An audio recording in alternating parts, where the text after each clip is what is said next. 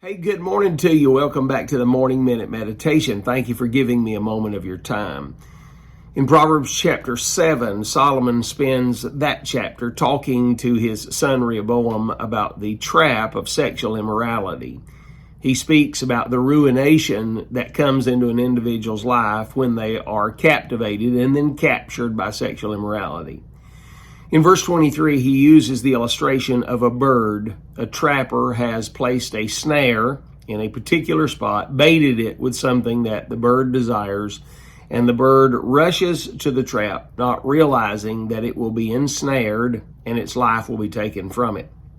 And that illustration well represents what sexual immorality does. It has led to the ruin of individuals as well as societies. It doesn't take very long looking in the book of Genesis and finding chapter number 19 to realize that sexual immorality and impurity led to the destruction of Sodom and Gomorrah and the cities of the plain. This week I was in a meeting, and as I was sitting in an outdoor arbor, the sun had gone down and the outside lights had come on, and bugs of all sorts and kinds and moths were rushing to a light.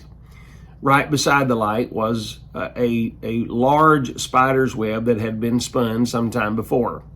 The web wasn't in the grandest of shape, but still posed a tremendous danger. I watched as many little bugs were caught in the trap, and then eventually a large moth came. This large moth began to hit the web and then escape, and then fly through holes in the web and escape. And there were a time or two that the web grabbed hold of the wings of the moth and held it for a moment or two, but the strength of the moth was able to remove himself or herself from the trap. However, a smaller web had been spun adjacent to the large web, and as this moth swept by the smaller of webs, it caught the moth and it was unable to escape and died. The point very simply was this: the larger temptation he was able to escape, but the smaller temptation is the one that got him.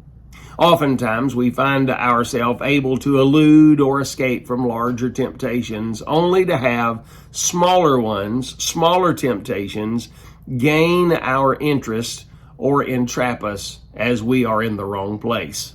Hey, think on these things today. And please, my brother, do not become entrapped in your life to your ruin. God bless you and have a great Sunday.